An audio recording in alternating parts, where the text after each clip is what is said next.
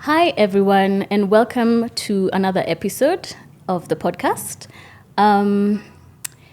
Today's episode is a bit of a heavy one. The running theme, as you've already seen, is that we're starting to open the doorway towards having heavy, taboo conversations, anything that's considered to be difficult to talk about. And today, for sure, this one weighs heavy. So I'll start off by issuing a trigger warning for anybody who has experienced or has been around someone who's experienced sexual assault. This conversation will weigh heavily. But the aim of it is to destigmatize, to end the shame around it, and also to educate and inform on the tools available for a survivor, especially so in the setting of Kenya. And so it's a necessary conversation, but I do understand if it's something that you're not able to listen or watch on your own, you can have someone with you, you can pause and stop right there. But let's just keep that in mind. We will be, of course, I'm professional, completely professional about it, but it is a conversation we need to have. My guest today is an expert in her field and one of my very, very good friends, and we've worked and known each other for a while now. And she sort of works the way our fields work, because I'm in sexual reproductive health, obstetrician, gynecologist, so it's always, talking about more sensitive topics. That's why this becomes so easy for me to do. And she handles the mental health aspect, because you can't separate the two. The sexual reproductive health and related mental health issues is something that we can't say, okay, we are going to talk about one and not the other. And that's why we felt that this conversation was best paired between the two of us, so that we can give insights from both perspectives. And I will have her introduce herself, which is something she doesn't want me to do. Lakini, break the ice. The icebreaker is telling us who you are. Hello, my name is Mwari Muthaura. I am a psychotherapist. I work heavily in mental health, assisting people trying to navigate their journey through mental wellness, emotional wellness, their personal growth. I work in trauma, especially with Dr. Claire here, and I also work in the corporate world. It's a mix of everything, private practice and the corporate world. I am excited to be here. Yay. I am also artsy. Yeah. I make jewelry. We can see, for sure. I make jewelry and other artsy stuff, which I enjoy because it is a good debrief away from my line of work, which at the end of the day, all that heaviness, it helps dissipate that. Yeah. And thank you for having me today. Absolutely. Thank you for accepting the invitation, because that was the first hurdle, no? Yes, I know. Thank you. So as always, I'll put in all the relevant handles in the description box, so that you can be able to find either of us. I'd love to hear your comments, see what you have to say on the topic. For those of you who don't want to engage publicly, then you can always send a message, a direct message or email. All that information will be in the description box. So just to head straight into this conversation. Sexual assault, sexual harassment, abuse, defilement, there's so many different words that we use.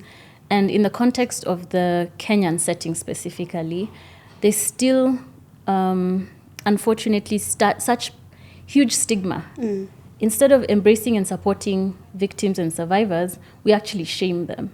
And we this is something we see on the regular, because the news comes up that somebody was attacked. Most recently, that just jumps into my mind is the lady who was attacked in her car by boda guys. Oh. And then we blamed her. What were you wearing? Why were you in that place? She was in her car. In her car. In the safety of her car. And she's been violated by men, but we want to blame her. Where do you think that stems from, especially so in our society? And not just our society, the world over. It's True. A universal problem. True. We are raised in such a way that we believe that the world is, innately good, right? So we like to believe in the goodness of everybody. But then with that, the flip side of that is that we think that every consequence is as a result of a certain action. Right. So we can say, for example, if you as Claire come and tell me I was beaten up by thugs, what were you wearing? If I Where say, were you? What time of day was it? Or was my it at partner night? slapped me, I ask, what did you do or say? We are raised to believe that, everything has a consequence. And the world is good such that if something terrible or if a tragedy comes your way, you must have begun the sequence, So this is as a result of small little things you did or one big thing, right? Yeah. And so we also don't want to believe if someone accuses you of sexual assault, Claire, and they're reporting it to me. Yeah. I don't want to believe that True. the person I trust True. could be guilty of something like that. So while I'm listening to the victim, my bias then kicks in. True. And I say, but we all know Dr. Claire. Dr. Claire is such a decent person. She's an advocate for sexual wellness. And, she works with people who've been traumatized before. Yeah. So then how do we believe that Claire is capable of this? True. Right? Yeah. Or we look at the victim. How much credibility can we lend to the victim? So if someone came and reported that they had been assaulted by you as Dr. Claire, the whole country now knows who Dr. Claire is. Yeah. You post a lot about sexual wellness, about looking out for survivors. Yeah.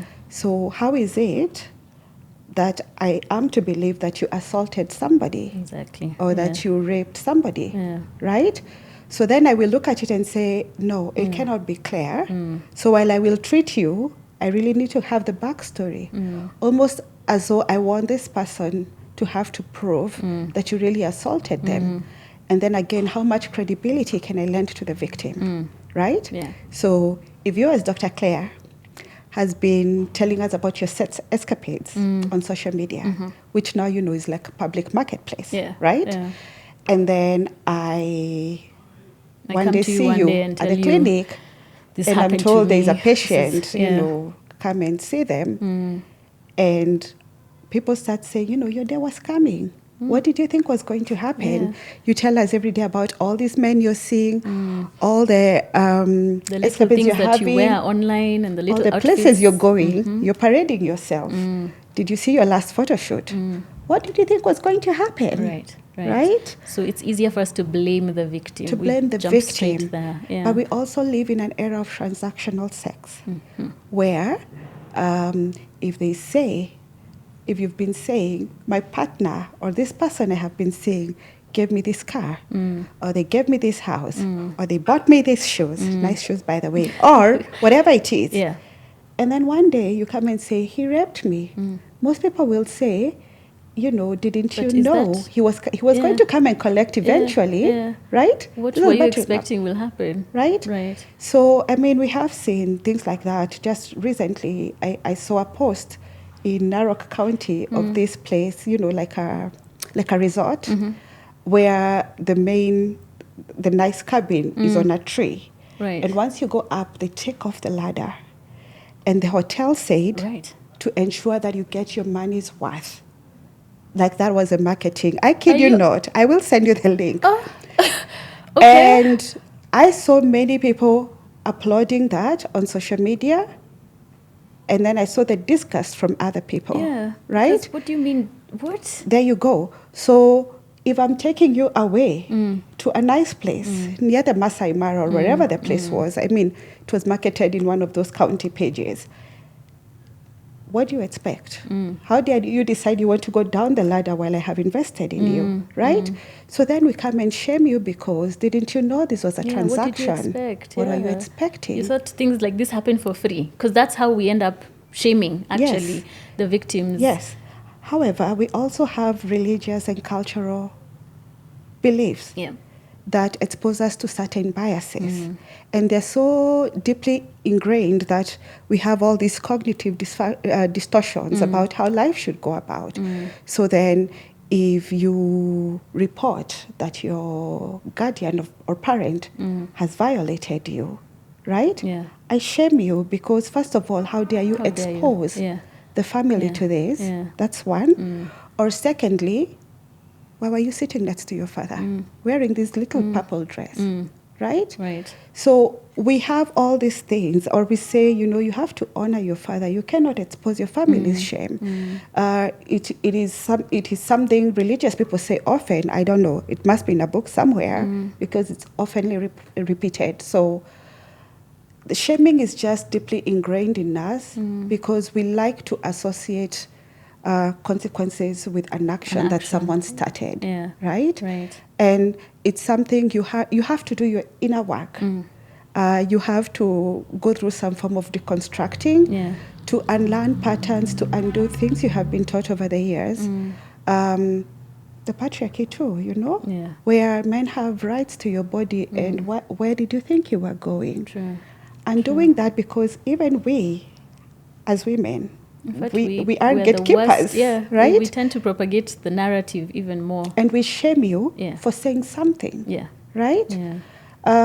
So this is something that's deeply ingrained. And while as professionals, we also think we have shed off those biases.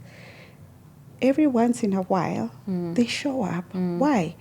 Because the messaging around sex, sexual abuse, sexual assault, or anything we deem shameful, there's some messaging that we're given at any given time. It's subliminal, but we still take it in, whether unconsciously or knowingly. And then it runs around, and every once in a while, you find yourself asking, where were you? But what were you doing? What were you doing? Why were you out at that time? Why were you alone at that time? Why did you lie to me that you were elsewhere?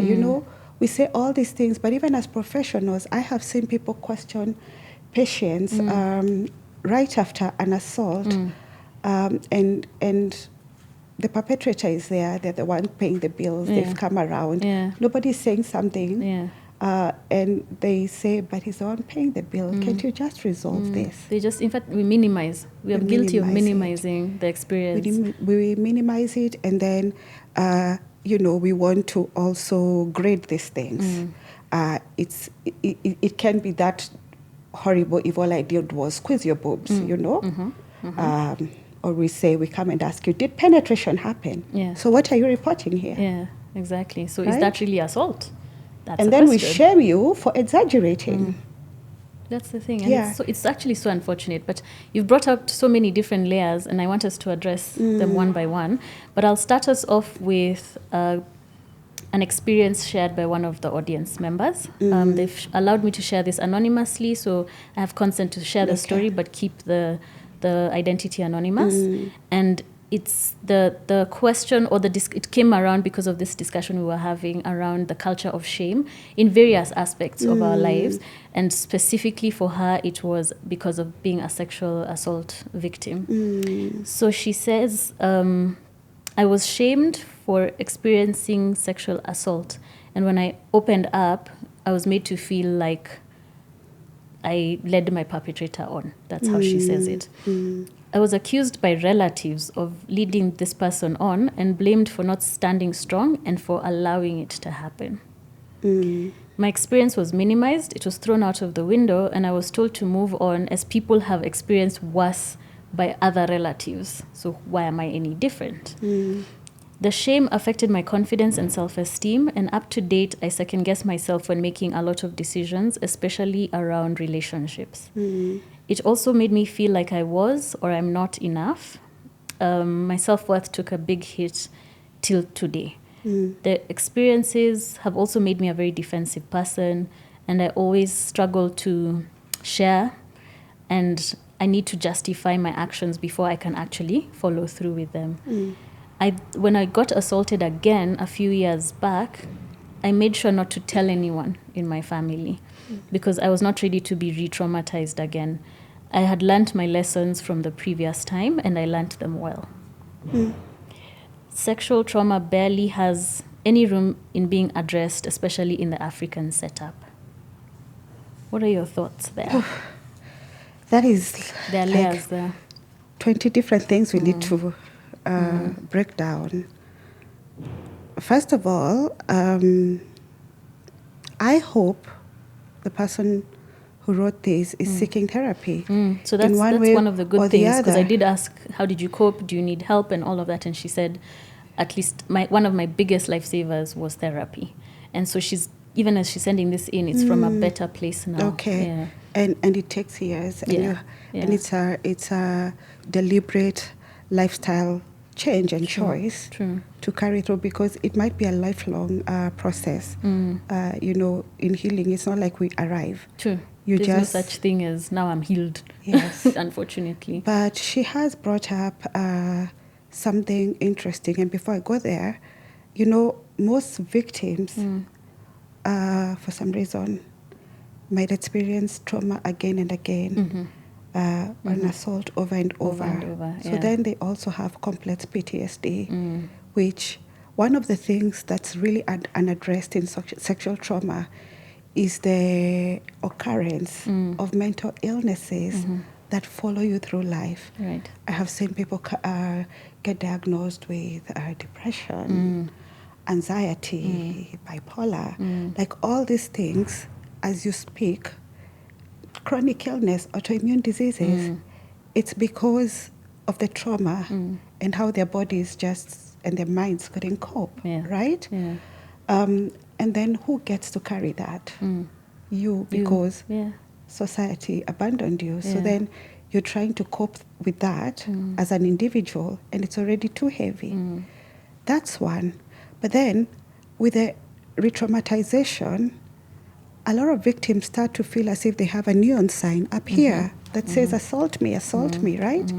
And it's very easy to slip into that victim mode where you're no longer trying even to seek help, one, or get treatment, sort or of like speak up. You feel like you're not deserving. Yes. You've actually given up on, this is my reality now. And because predators want to count on the fact that you will not be believed, they will do this again. Yeah. They will tell other people. And this is why the culture of silence does nothing for us, right? Yeah. So you can imagine this person being assaulted again and having to carry that burden alone, or having many questions. True, yeah. And as she's saying, she's second-guessing herself in relationships. And then you enter a relationship and you tell that story, and I've had people tell me, a few boyfriends have told me I'm damaged goods, right? Right. And when I didn't want to have sex, they said things like, but you've done this before, as if you did it willingly, right? Yeah. So it's a complex burden that people have to bear, but I'd like for people to understand that the more we ignore this menace, the more we have to deal with an individual's life being completely ruined. True. And this individual carries so much with them. Yeah. And what they might have been to society had somebody stepped in and protected them gets lost. True. Right? True. Yeah. And then we have individuals with high-functioning anxiety and high-functioning whatever else because they have to get by, because they're not going to go back home. Yeah. So they spend all their time working hard because I can never go back there. Yeah. It's not safe. It's not safe, yeah. But then what happens when they crash? Right? Because it is coming. True. Pain True. will be felt one or the True. other. If you don't address it, it's still coming. And then again, those unhealthy defensive mechanisms. Correct. Because now you can't talk to anyone, you can't reach out, you don't have support, so now you build walls. Yeah. And you feel like this is the only way I'll be safe. But the same way we get injured in relationship, Claire, is the same way we heal. We heal within relationships. True. And not just romantic relationships. I mean within friendships, in platonic relationships, in other communities, religious, book clubs, whatever, support groups, right? Joint therapy, family therapy. So when you feel isolated, then what? Yeah. Right? Yeah. So you can see how this person is likely to encounter so many relationships, some good, but end up being problematic because you're always working from a place of self-preservation. Then what's there for you? Yeah. So we cannot quite tabulate the cost of sexual trauma, but if somebody sat down and did the math, the losses, they would leave us, they would blow our minds. Yeah. But the sad part is, sexual trauma alters an individual's life permanently. Yeah. For life. Yeah. And it's every aspect of their life. Yes. Yeah. you are you change in so many ways.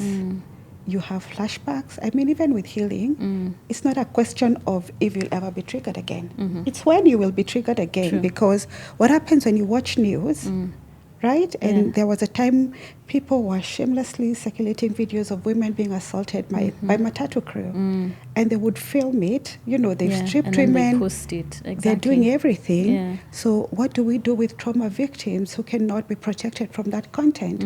I mean, media houses air it even, right? That's true. So their lives are permanently altered in that they can never be like people who've never experienced trauma before. However, you don't have to be stuck in that place. The same way we have PTSD, which is post-traumatic stress disorder, we also have post-traumatic growth, which is something you can learn to have. I mean, over time as you work in therapy, as you share with people, as you get safe people to talk to, as you find your own community of people who can sit and bear their hearts vulnerably and know that your story is protected and is held with such dignity. You find people who are willing to show you that they love you even with your less honorable parts. Because, I mean, she says her self-worth. Yeah, her self-worth took a big hit. It took a big hit. Yeah. So then what happens is that you start to see yourself as less deserving than others. But even those less than honorable parts, they can still be loved. I mean, what part did you have to play here? Exactly, none. A predator This was done to you. Is a predator. Yeah.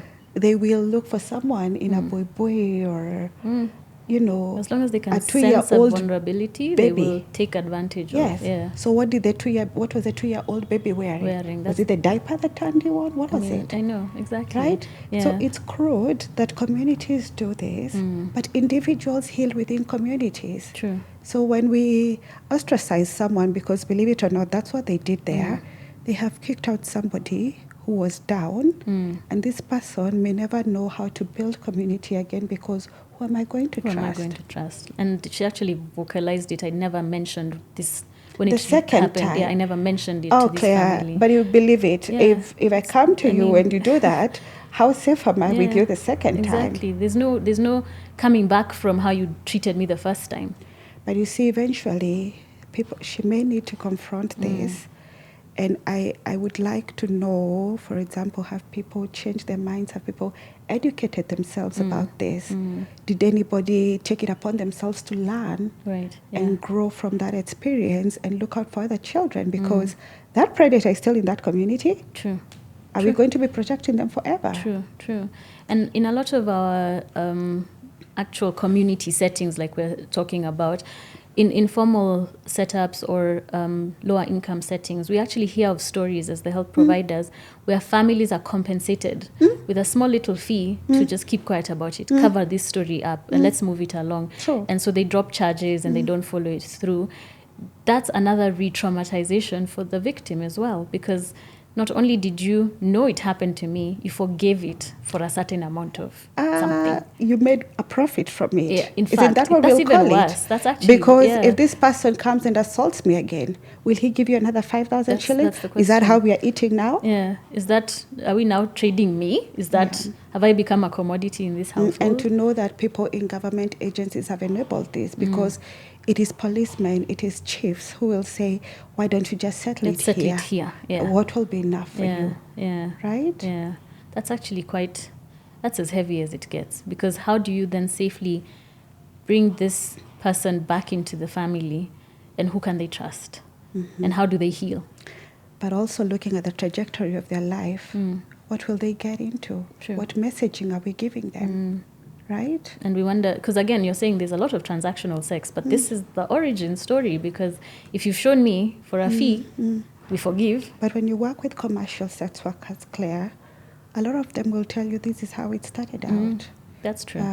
Mother gave me to a guy. Yeah. We had skuma and ugali that day, and then another day, and they don't know their lives outside of that. And even after you've worked so hard to rehabilitate, you see people going back to the streets after you've poured everything. Yeah. And it can be very discouraging. But the truth is, some people just see that as their worth. Yeah. And you can see how your childhood can really determine a lot. True. about your adulthood. Yeah, because the foundation is set at that time. And it can be quite tragic. True. Another side of the coin, because it's one of those where when we're talking about victimization and assault, we tend to focus on females. Yes. But we know it happens to men as well. No, yeah.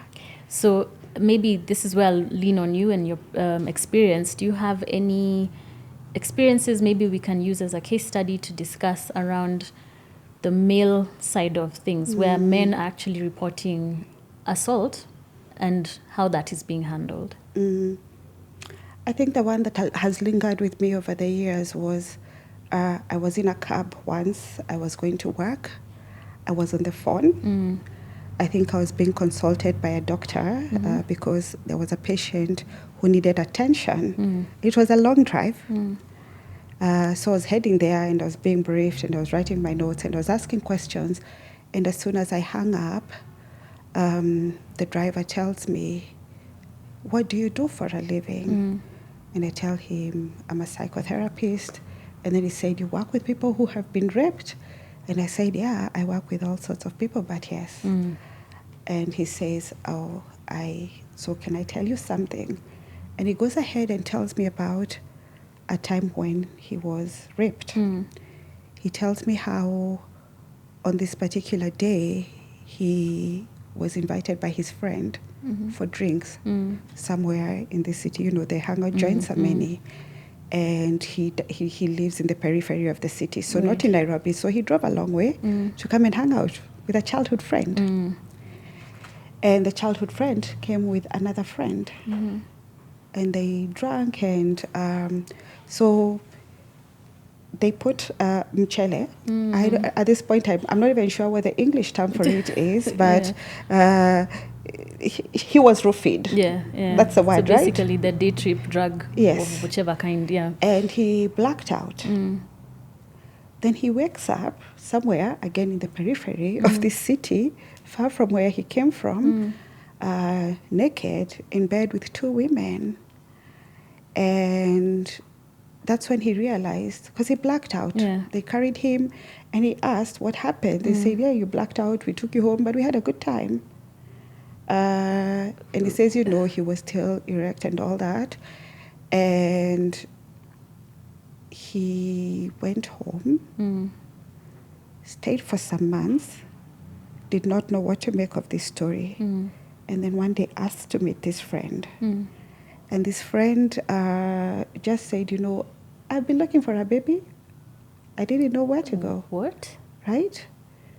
And he couldn't handle, so he goes home. And then days later, he went to a police station. Again, periphery of the city. Goes to the desk.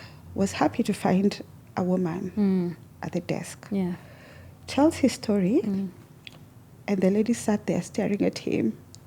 And he didn't know. It was really awkward. And then she laughed and laughed and said, "Wait here."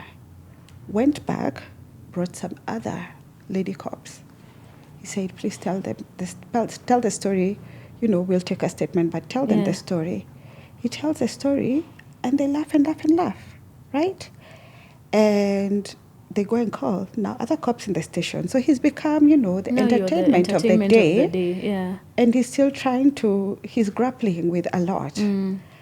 And the cops basically made fun of him, told him to go home, like you got free sex. Some of the sentences were, "Wewe ni mwanaume aina gani?" Loosely translated, like, "What kind of man are you?" Why is this even a thing? Like, why would you even be here? Right? Should have enjoyed yourself and kept quiet with this story. And he came the next day to write the report, and they told him to go home. So they didn't take the report? No. So he told me for months he couldn't leave his house. He was depressed. He couldn't do anything. And like a year after that, they sent him a picture of a baby and say, "You're a daddy now." You can't be serious. I'm so serious. Like, this is not a made-up story. So I do remember asking him about the police station and I gave these details, I think, at one of the UN conferences where we go for SGBV, asking someone from IPOR and the oversight authority. There's a police oversight. What do you do when there's been misconduct like that? Because, I mean, I didn't take his details. He didn't want to give his details and all that. It was just a story. But Claire, I know that story too often. I hear it in therapy. I hear it in other places. Yeah. But I was deeply ashamed of our society. You know, in the rise of all this, and while we have made advances with feminism and all that, we still have biases we hold. We don't think a man can be raped. But so many men are getting raped in this city, the world over, but in this city, in this country, and they dare not say anything. By women, by fellow men, they'll come to hospital, they'll give false details of how they got their injuries. Yeah. But then when they come to the counseling or psychotherapy area, their stories are totally different, which of course, you know, you're drawing out of them because you want to understand how best to help. True. But the fear is if people find out, then they'll think I'm not a man. In fact, recently I was listening to a man telling a story where the grandfather every morning asked them, are you a man or a mouse? Are you a man or a mouse? Wow, okay. And later when he was raped, that was the question. Are you a man or a mouse? Get over this. Right? That's intense. So it happens a lot. Yeah. And I think society needs to be educated about this as well because there's so many of our brothers out there sitting in shame and silence, wasting away in depression, not knowing how to provide, to have relationships and get help because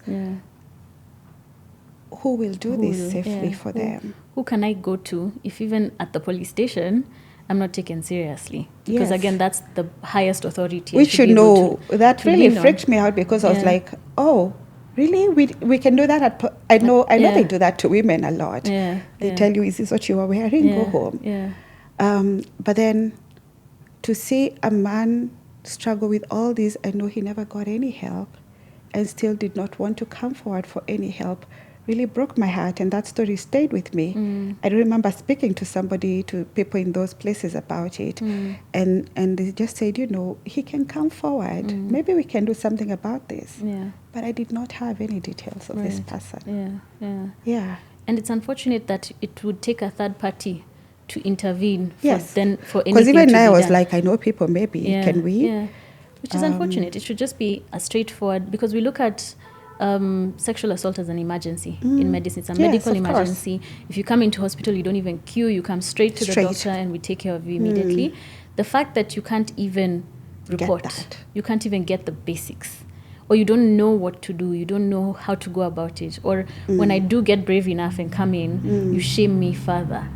There's a lot of medical help he could have received. There were tests that could have been run on him. He could have received PEP. Right? True. He could have received physiotherapy, or there's so much he could have received away from the issue. Because, you know, as a consequence, I mean, if I'm having a baby, there was no protection. True. Then what? There's plenty he could have been helped with. And I'm sad that he couldn't even have that. But I do hope wherever he is, he got it. It's just that story stayed with me. And that's just a metaphor for what it is for men out here as well. And we need to do things to educate. I mean, I have seen, there is a guy on social media, his handle is Ritz Poet. I think his name is Onyango or somebody. I'll try and remember. Okay. Sorry, Rix. I know your name. You've baptized him. He runs a thing for trauma amongst men, and it's a program. It's a whole. He works in mental health. That's fantastic. It's a program. I'll get you his handle. It's a program. He sees men with sexual trauma, and gives therapy for that. And groups, and trains people on how to handle men. I think it's a very beautiful thing that he's doing that. That's so progressive, and it's so necessary as well. It is.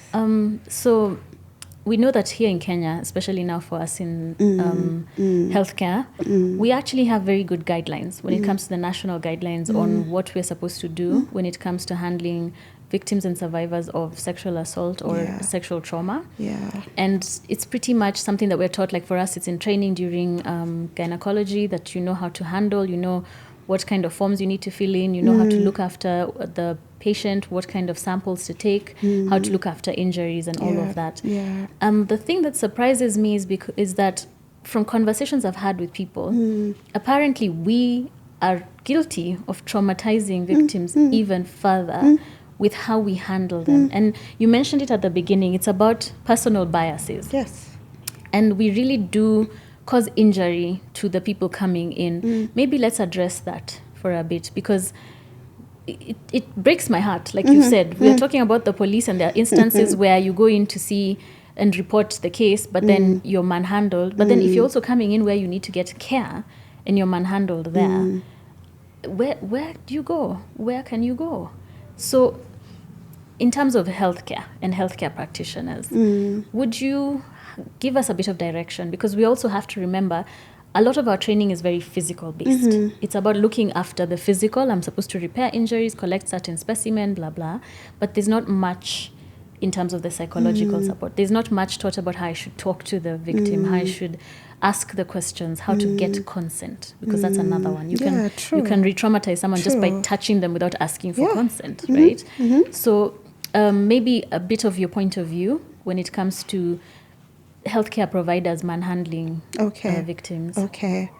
So number one, yes, I listen to that. When you talk about your training, I fault our system, our education system, because a lot of doctors tell me, it was just mental health 101, right? So dip your toe, like counseling, whatever. And someone, actually a doctor said to me the other day, I always wondered, what is wrong with these people who go to do their M.Med in psychiatry? Like, what is it? What extra is there? And then now that I'm in a crisis, I'm like, why didn't I do this, right? Because it didn't seem like a thing that happens to we as doctors. Doctors, I mean, of course, Why?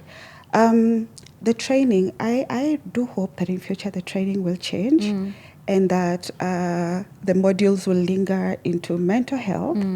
But first and foremost, as a doctor, you need to be trauma-informed so that you can give trauma-informed care. What does that mean? It means that for every patient who comes to you, cold, sexual assault, whatever, assume that that patient has a history of trauma from elsewhere. So in how you handle them, you have to handle them with care. It doesn't matter what kind of day you're having. Step aside, pull it together.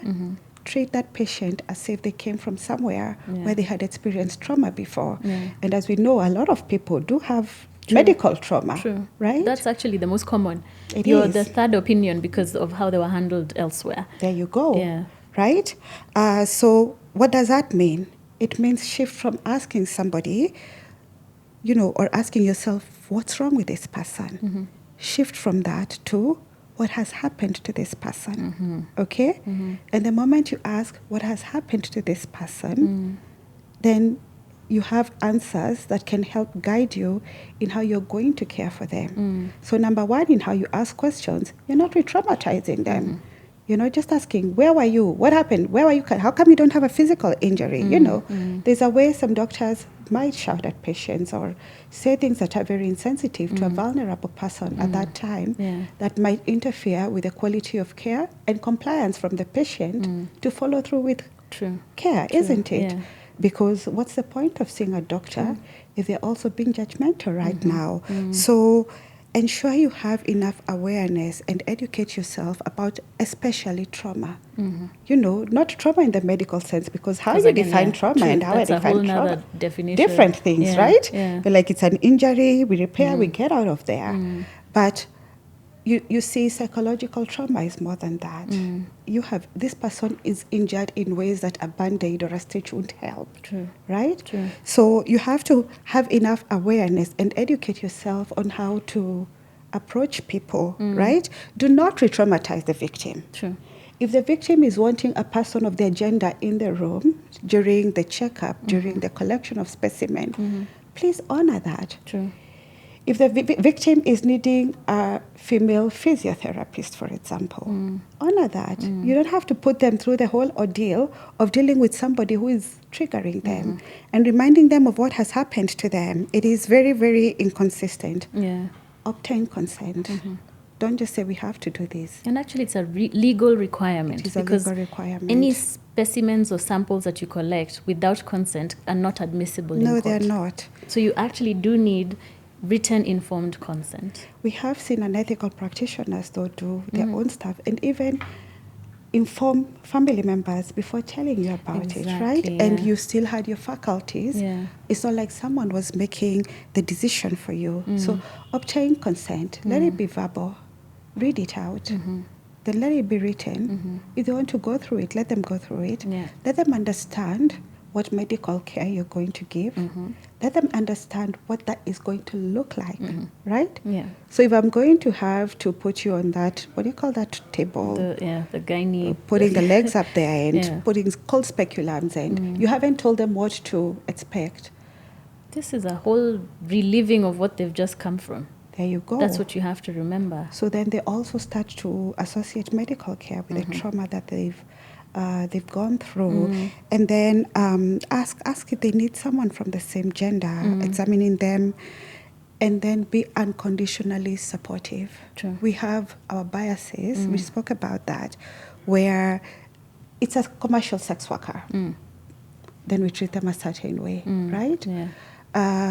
We also have biases from people who are different. So if your sexuality is different from what I have been taught, because it's only correct if it's heterosexual, and then someone comes, they're trans or they're a lesbian or whatever, and you go ahead and discriminate or handle them in a different way because they are differently bodied from you are.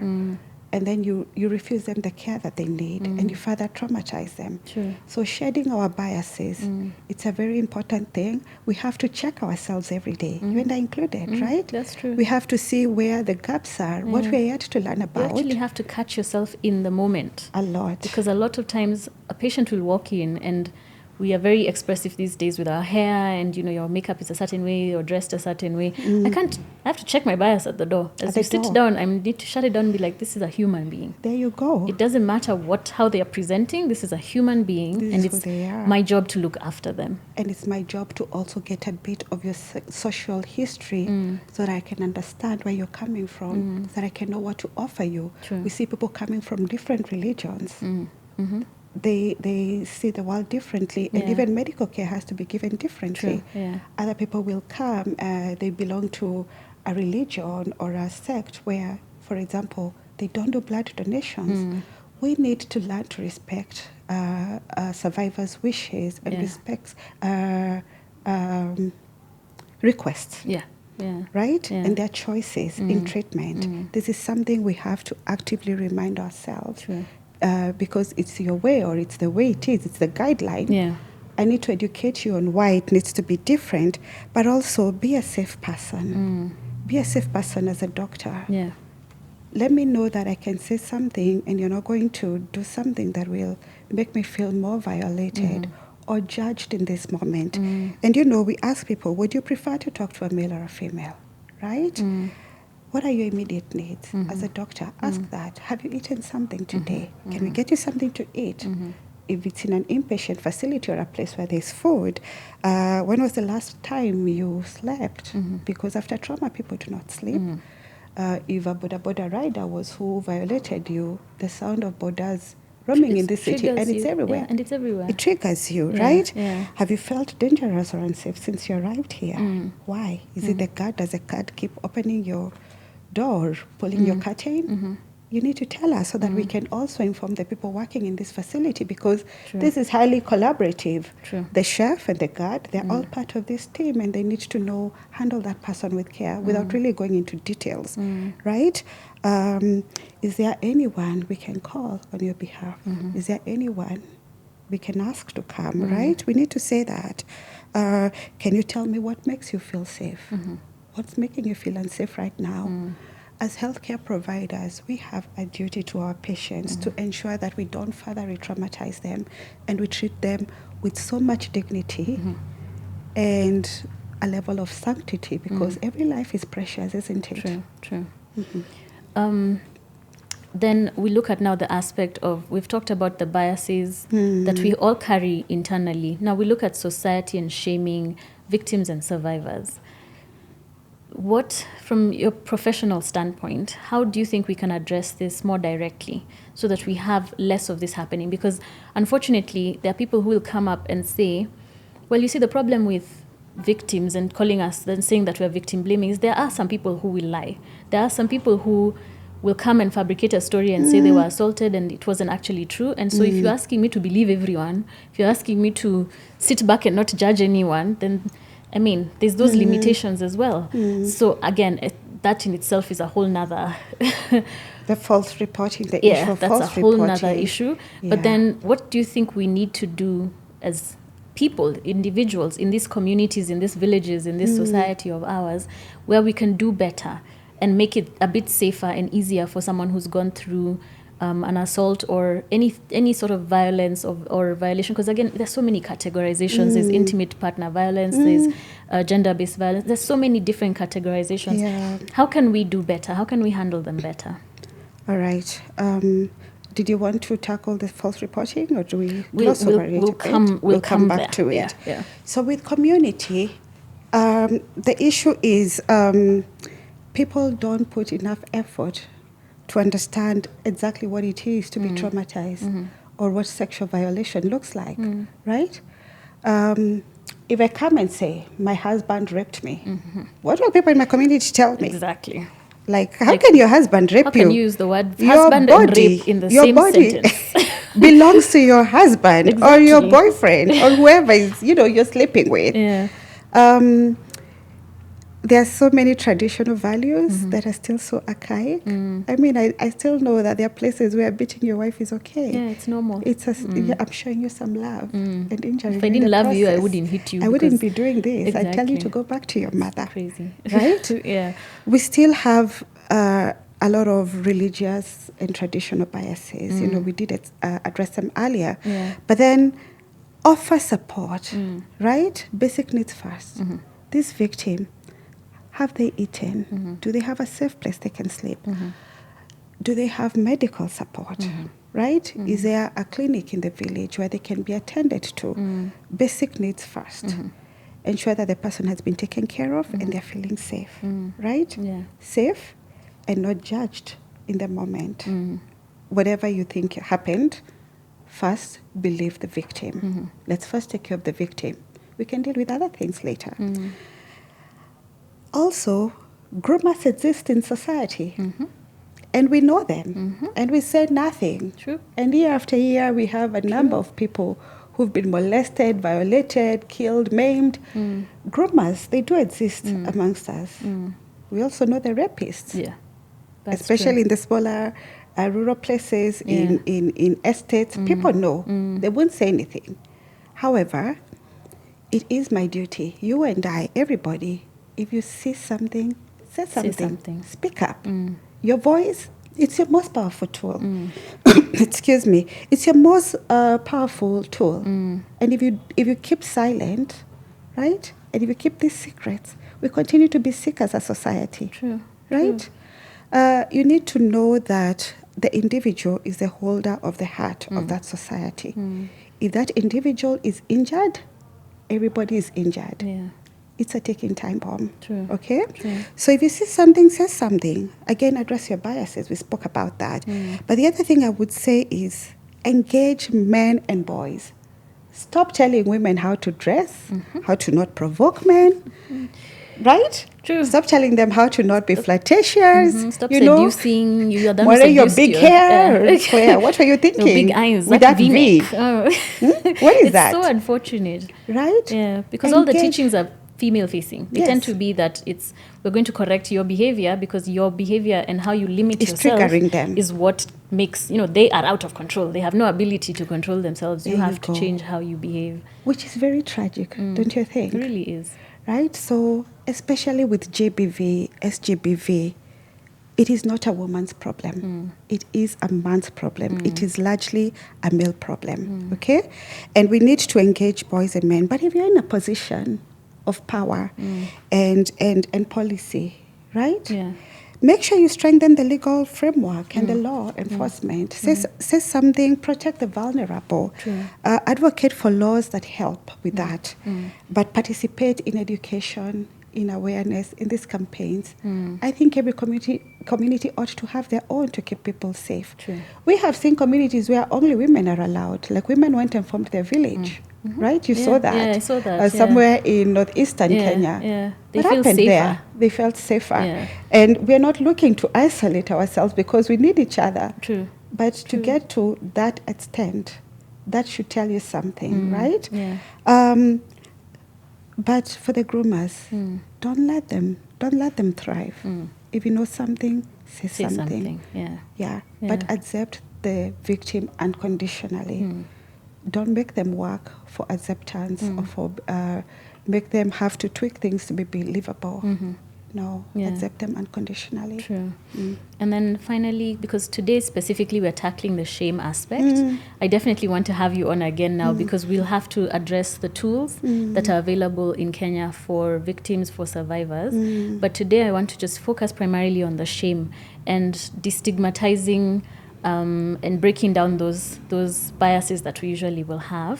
Finally, when we're talking to specifically the victim, the survivor, how can we, what advice would you have for them in terms of how, during the healing journey, what to look for, especially so on the psychotherapy side, when it comes to mental health support?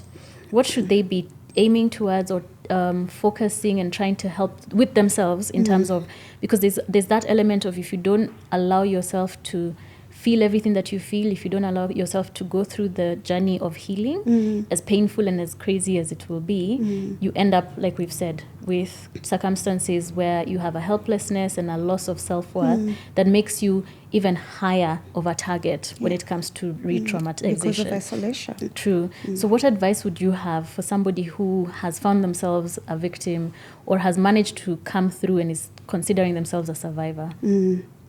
Number one, first things first. As with the psychological first aid, let's make this physical as well, okay? Take care of your physical body, right? That body will carry you through a lot of things. We've seen human bodies are capable of anything. True. They'll survive anything. True. So take care of that body. What do you need? And the most basic things is eat. Just put something in your stomach. You don't even have to go and do the whole pyramid and pick vegetables and put something in your body. Yeah. Eat something, okay? Just nourish yourself a little bit, okay? And then sleep. When you sleep, you're able to regulate your mood. When you've rested, you're able to see things clearly. You're able to reconstruct your memory. We take sleep for granted. But sleep is half the job done, right? In recovering with your physical body. Hydrate, move your body, bask in the sun, keep warm, okay? So take care of your body first, all right? Then the other thing is identify non-abusive allies, people in your space who are safe, mentally and emotionally and physically. People who, when you break down, when you cry, when you need to say something, when you're blaming yourself, all that. Now is not the time to go to where people are going to say things that are insulting and triggering to you. Identify people who can walk this journey with you, all right? Are they friends? And also family. Family needn't be biological, Claire. True. Right? Yeah. You can form your own family, and that's the privilege we get to have as adults. That's true. Is that you collect your people and you set create them your and little, I call it creating your bubble and creating your go. village. Yeah. Choreographed, but it works. Right? Yeah, true. Identify those allies. Those are the people who will walk with you through this journey. But then don't turn away from community, whatever your community looks like, whether colleagues, whether your actual community where you come from, your clans, your family. Don't turn away from community. Turn towards them. Let them weep with you. Let them grieve with you. Let them help you. Let them attend to you. It's very important that you do not do this alone. Keep up with medical care. That's going to be very important because I don't know, sometimes people find that they were pregnant or that they got an STI, right? A lot happens during rape because you are violated. You are violated, it was not you Yeah. choosing to consent to this and then protect yourself. True. So keep up with medical care, whatever that looks like. Important. Healing cannot be rushed. Okay? Yeah. Everyone heals differently. You cannot give yourself a timeline and say, I was raped yesterday and Claire, by December 31st, I will be brand new and shiny. Back to my normal self, No. in fact, It is even better. It is a lifelong journey, Yeah. and we never arrive. The journey is the destination. Where I arrive today is good enough. Where I arrive tomorrow, there will be more growth. We keep moving forward. Some days you'll fall back. Some days you'll be re-triggered. Yeah. Something random will trigger you, and you have to Or actually another give trauma yourself. happens. Yeah. But then the thing is, healing is a choice you get to make. You work on it, right? Yeah. And more so, not just physical. Yeah. Nothing beats having psychological and mental healing, right? Yeah. And don't ignore your pain. Eventually it will rear its head and it will demand to be felt. And it will send you back to the original symptoms. So when it shows up, do something. Don't wait for it to remind you. Yeah. It can stop your body, you know? Yeah. Body stop. I do find people in hospital and one day the body stopped or they look like they had a stroke. It wasn't a stroke. It will stop you. So don't ignore it. When it comes, attend to it. Whatever that looks like, attend to it. And another thing I'd want you to remember is that triggers are all around you. True. All right? Create space for dealing with that. Right? Yeah. Know that they will happen. Someone will honk at you and it will remind you of the border rider. Someone will bang on your door. There's so much that goes on. Yeah. Make space for them because they will come, right?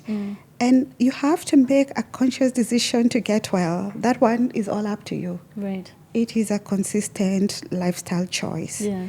But it's worth every minute if you keep up with it. Yeah. And then what do you need in this recovery journey?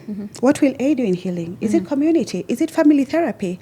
Over the last few weeks, I have been engaged in family therapy almost every weekend, Right. dealing with families of survivors of sexual assault. Right. And it's been heavy, it's been hard, it's Yeah. been painful just watching that, but so beautiful watching a family come to their together. realization and ask questions like, what did you need?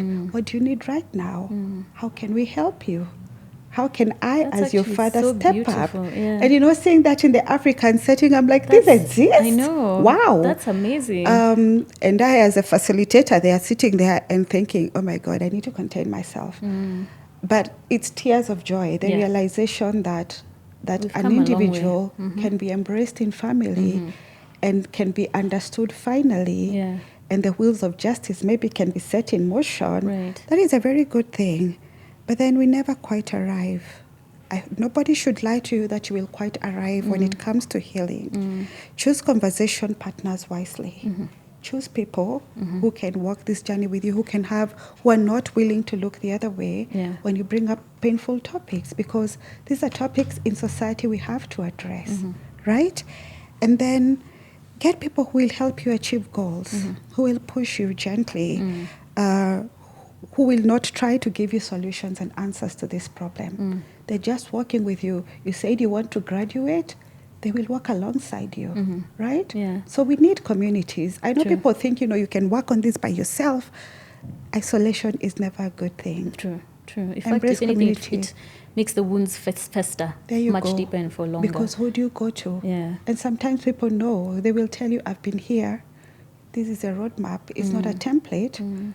But I just want to assure you that one day I did get to the other side. True. Yeah. Right? Yeah. So we never quite arrive. If you have been there, it's a daily thing. It's a battle. True. But eventually you will see the results. The trauma, it doesn't feel less. You learn to make peace with that tragedy and keep moving. Yeah. Right? Yeah. Yes. That's a powerful message. Like I said, this is such a big topic. It's such a heavy topic. Heavy. Everybody needs Like, to I take need a to breath. breathe. Yeah. To take a breath. I think we definitely have to have a part 2 because it's impossible to discuss all the heaviness we just have and then now go into the details of actual tools that are available. So Yes. that's me telling you, prepare to come back. I'll be happy to. And I'm really, really glad that you were able to come and join me today to at least start to have this conversation and to give people hope. Anyone who's gone through this or knows someone who has gone through this, at least I have an understanding that we're not ignorant of the fact that a lot of this is heavy on the mental side, and a lot of it is for us to unlearn and relearn and actually change. I like that. Change, deconstruct our biases so that we can be there for any survivors or victims in a better way, and for them to also not carry too much of the trauma and the stress and the strain, and to learn that every single day I'm making a decision to recover. Every day I'm going to put one foot in front of the other, and I can build a community around me that helps me get through it. Yeah, you needn't walk alone. Exactly. So I think I'll leave it there. Thank you, Claire. Thank you. So that then we'll pick up again soon. We have all our details in the description. Please feel free to reach out. Like I said, in the comment section, you can also send messages, you can send emails, and we'll be able to probably tackle some of the comments or the questions that come up with the next episode that we have. Again, I'll also include resources, because with something this heavy, with something that is this triggering, I'm very sure that we need to be able to figure out who can I talk to in the immediate setup, how I'm feeling, I've been re-triggered, who can I reach out to? So I'll set up a few resources.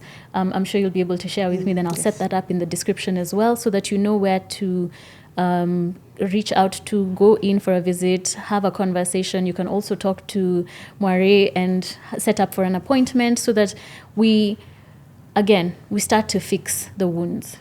Yeah. So thanks again for joining. I think we both need a strong cup of coffee after this. We do. And I will see you guys next week.